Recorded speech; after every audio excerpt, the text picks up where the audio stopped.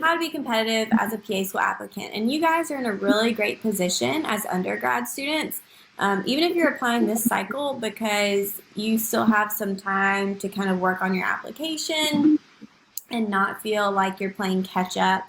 Even if this was a decision you made later on, or something you're still kind of trying to decide, you can be taking steps to make sure that when you do apply, if and when, you'll be in a position to make yourself appealing to the admissions committee and hopefully competitive against other applicants. PA school, just since I applied in 2011, it's become more competitive every single year. And I think that is just because people are figuring out what a great career it is. And then also they are kind of seeing that it's a really great option and pursuing it. And so you're getting a lot more people who are a lot more qualified to become PAs. Now, it was competitive when I applied too. And so that's saying a lot because that was a few years ago, and now it's even more so. And that's not to scare you, just so that you know kind of what you're getting yourself into. All right, by the way, I run a website called the PA Platform. That's kind of why I'm talking to you guys. And when I was applying to PA school, I felt like there was a huge lack of resources. And that has improved some over the years, but even now, it's a long process. It's not very straightforward. And so once I graduated, I started a blog and a website called the PA Platform, just as a resource to answer questions that I was looking for the answers to. So it's evolved a little bit since then, and now I have a bunch of coaches, which is awesome. And we have blog posts that come out every Monday and sometimes also on Wednesdays. We have a newsletter every Friday, podcast episodes every Friday, and videos, just all kinds of content, really just kind of trying to spread the word about PAs, help people figure out how to reach their goals a little bit easier, and trying to answer some of those questions. So we offer some services like assessments and personal statement review, mock interviews. Last year I wrote a book about interviews, and that's on Amazon. And then we do have a Facebook group too called the Pre-PA Club, and it's great. We have almost 5,000 members, and everyone's constantly asking and answering questions in there. I try to pop in when I can to answer questions as well, and people like to tag me if they are looking for an answer, because sometimes I miss things. But those are just things for you guys so that you can try to find answers if you're looking for them. All right, my number one tip for just increasing your chances of acceptance: apply early. The sooner the better. So, and this doesn't mean apply before you meet all the requirements, but when it's time that you've decided this is the cycle that I'm going to submit my application, a lot of these schools do something called rolling admissions. You may be familiar with that, but basically what that means is you submit your application. As soon as it's complete, they're going to review it. They're not going to wait for all 2,000 applications to get in and try to go through them all. They're going to go through the 10 or 20 or 50 that came in that week. And if they like what they see, they will invite you for an interview. If they like what they see at the interview, they will offer you a spot. And so this can give you an advantage, because even if you are an extremely strong candidate, if you kind of wait to apply, you could get bumped out of the way because all the spots are taken. So it's really important that you plan accordingly to get all of your information in. Now, what's early, in my opinion, I would say shoot for May or June. Usually when you're planning on applying, it'll probably be a little bit later, just the process of getting everything entered into CASPA, and which is the universal application software, getting all of your letters in, making sure everything's good, your transcripts. It can take a little bit longer than you're expecting. So if you shoot for a little bit early, hopefully you'll have it in by that June, July mark, and that should be plenty early. And that's not to say that if you apply in August or September that you wouldn't get accepted, but if you're looking at increasing your chances, the earlier you can get your application in, the better. GPA is the next kind of biggest thing. Grades are very, very important for PA school. So being an undergrad, you're in a good position, especially if you have a few semesters left, to work on this and really maintain those grades and work on your GPAs. Majority of programs will have a minimum requirement, and the ones they point out most often are the overall and the science GPA. These typically range from 2.75 to 3.2. Now, there are programs that will say they have no minimum, but that doesn't necessarily mean that they aren't still looking for a certain number. From what I've seen with just doing mock interviews for a while, 3.0 is the magic number. If you can get even slightly above a 3.0, you're much more likely to get an interview. And at that point, it's an even playing field.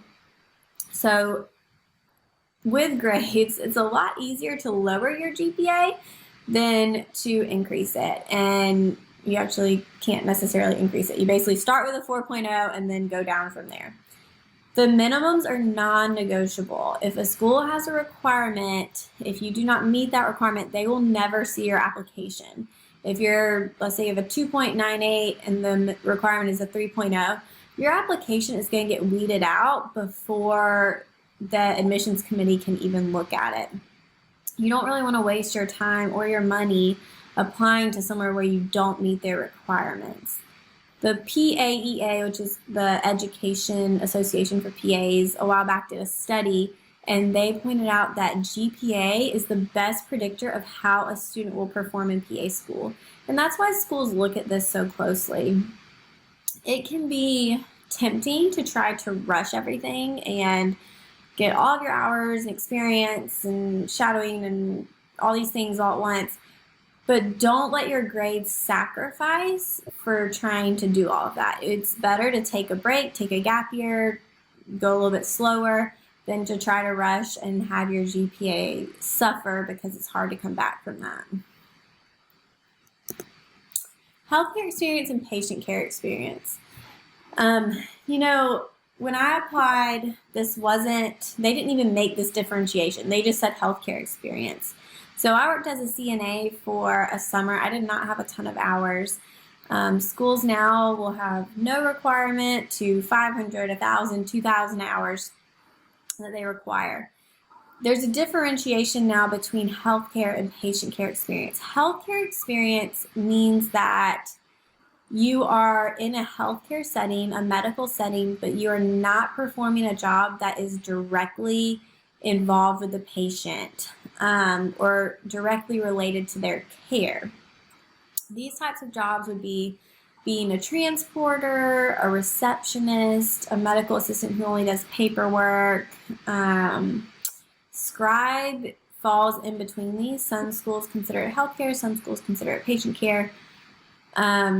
But just something where you're not necessarily hands-on involved with that patient care. Now, if you're putting your hands on a patient, if you're taking vitals, if you're drawing blood, that's patient care. This is when you are directly involved with their care. So a CNA, a medical assistant working in the back, working with patients, EMT, paramedic, patient care tech. A lot of these are just titles, and it comes down more to the roles and responsibilities. So you have to look at what you're actually doing. I get a lot of emails, this is my job title. Is it healthcare experience or patient care experience? But you really have to look at the actual job description to be able to tell which one it's going to fall under. Volunteering and shadowing, these are more hours you've got to work towards getting. And with any of these experiences and with coursework, some schools will be okay with you having these things in progress. Some require you to have them complete by the time you apply. That's kind of another requirement you've got to look into to make sure that you are able to check that box before you apply to the school. Now with shadowing, a lot of schools will say, we prefer that you shadow, or it's recommended. In my book, recommended is required. If something's recommended, you want to try your very best to get it done. The importance of shadowing is being able to show that you have a good understanding of the PA profession and that you've really put in the time and the effort to understand what the job actually looks like. My rule of thumb, and this sounds like a lot, is 100 hours across 3 different specialties or settings. So a total of 100 hours, and try to get different experiences. Schools do like to see that you've done some in primary care, but then look at other specialties. So dermatology, orthopedics, ER, GYN, anything. And then different settings, outpatient, inpatient, surgical, just really trying to get that variety so you can go into that. You're working on your essay and your interview and say, I feel very confident that I've seen the variety of the PA profession and it's something that I want to be involved with. With volunteering, schools are looking to see a commitment from you to your community and to the underserved populations over a period of time. It's great to do events here and there. So, soup kitchen, or I'm trying to think of things you do in college. I guess things with like your sorority that you just do every once in a while. But it's better if you have something that you do periodically, weekly, monthly. When I was in college, I was very involved with one of our campus ministries called the Wesley Foundation, and that was a weekly commitment. And so in 1 year, I worked with kind of a big sister program with a girl from one of the underserved communities in Athens, Georgia. I went to the University of Georgia. I worked with all different kinds of things while I was in college. I went on mission trips, but you really just want to show your compassion and that you're someone who likes to help people. It's one thing to say, I want to work in medicine so I can help people. And it's a different thing to say, I've shown that I really actually enjoy helping people, and that's why I'm doing this. So choose something you're passionate about. It doesn't have to be medical. The things I did in college weren't medical. They were just things I was interested in, with mentoring freshmen and mentoring students in the community. So find something, stick with it, and then try to make that very, what's the word? I'm sorry, y'all, it's Thursday and I've worked all week. Just continued over a period of time. All right, the GRE. So should you take the GRE? That's the first question. In my mind, yes. It depends on the programs you're applying to. If they don't require the GRE, it's not going to matter. They don't care how you did on it. But by taking the GRE, it opens up more opportunities. It gives you more schools that you can apply to.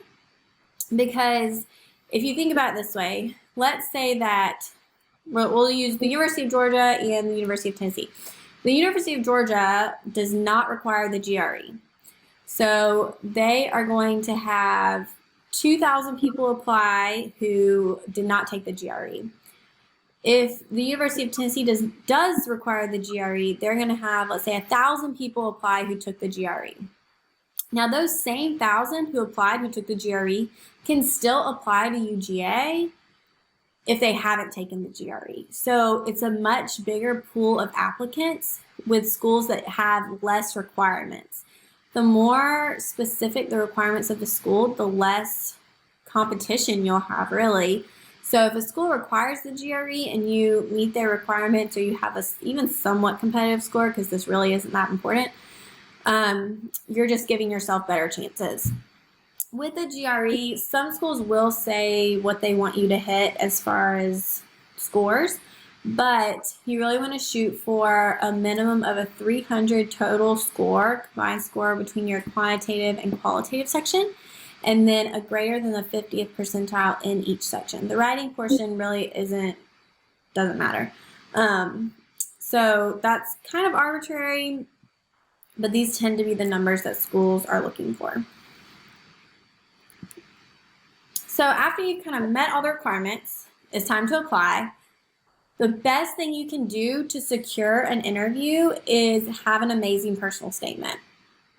I always say your personal statement is what gets you an interview. The interview is what gets you accepted. So you want to plan enough time to work on this. I usually recommend starting the January before you start applying in April, because CASPA opens every April. And right now, if you're in undergrad or not applying for a couple years, start a note, write it down, make a note on your phone. start kind of brainstorming. If you're at work and something interesting happens, go ahead and just make a note for yourself. Things that you may want to include. You may end up not including it, but it'll help you just have some ideas. On the PA platform, we actually have, if you go to the paplatform.com/downloads, personal statement brainstorming worksheets that kind of work you through kind of thinking through your experiences and focusing on the subjects and the topics that when I edit an essay, I'm looking for. Now, when it comes to actually writing, I say just start writing. People get really hung up on trying to have an amazing intro, but that can come later. You don't necessarily have to have this huge dramatic story. When I'm reading essays, I just want to hear your story. I really want to know why you chose PA. Everything in your essay needs to relate back to this decision and how you came to this point. So kind of get your ideas together, write your statement, edit it. You should not have any grammar mistakes, or the flow should be really good. And then get people's opinions, people who know you, professional opinions. This is really, really important. So just make sure that your personal statement is as polished and strong as it can be. Just keep in mind also that it's 5,000 characters, including spaces, which is about a page and a paragraph single-spaced. It's not very much space to spill your life story, so you may have to elaborate on stuff in supplementals, and just keep things really, really concise in your statement. All right, then the interview, which is my favorite part, which is also the most nerve-wracking part. But interviews can be kind of fun too. Going into the interview, and these should be questions that you answered in your essay too. These are the big ones. They want to know about you. So tell me about yourself. Why do you want to be a PA? You should have a solid answer for that. It should be more than I like the flexible schedule, or I don't want to go to med school. You should want the job, the daily roles and responsibilities that come with being a PA, the teamwork of collaborating with a supervising physician. Really kind of think about the pivotal moments that got you to this point, and then some soul searching about kind of why this is the job that you want. Why do you want to go to this school? Why do you want to go here? There should be specific reasons that you apply to a certain school. It shouldn't be completely random. And then what does a PA do? You need to be able to show your understanding, which is where your shadowing and work experiences come in. So just for the whole process, and specifically for interviews, here are just kind of my things. Confidence is the one thing I see people lacking the most, and it can really affect performance in an interview. If you get invited for an interview at some point, it's because the school is very interested in you. They really want to know about you and know more about you. So that should in itself give you confidence. Always be positive. There's no reason to point out negatives. You can take something negative like, C and OChem, and talk about how you learned how to study from it and kind of turn that into a positive thing. But just some people will say, I know I don't have as much experience as everyone else, or I'm not as old as everyone else. And there's no reason to do that. Again, they're interested in you, and you're unique. You bring something to the table. Always be honest throughout this entire process. Being dishonest can really bite you and lead to really getting dismissed from a program, which is bad. So throughout everything, be completely honest. You have to submit all your grades, talk about all your experiences. If they ask a question about a struggle or something, you just need to be really honest about it. Be yourself. Sometimes people will try to say what they think the admissions committee wants to hear, and that you can tell. It comes off as very strange. So just be yourself throughout the entire process. In an interview specifically, be prepared for anything. I've heard of schools that do quizzes. One of the interviews I was at, we had to draw a question out of a fishbowl and stand up and answer it in front of all the other applicants and the faculty, and we had a minute to do so. It was really strange. It was like a Miss America pageant. It was very, very stressful. So you just kind of have to go into it prepared and then make everything a story too. So the more examples you can use in your essay, in your interview, the more memorable you will be to the admissions committee. All right, and then my final advice, instead of just trying to meet minimums, which tends to be a common mindset, try to think about it as not giving the admissions committee any reason not to accept you. If you're looking at your application and you are looking at the weaknesses, work on those first. It can be easy to say, well, you know, I have this C in chemistry, but I have a lot of hours and I'm just going to keep getting hours. But when you call that admissions committee and say, why wasn't I accepted? They're going to point out the C in chemistry.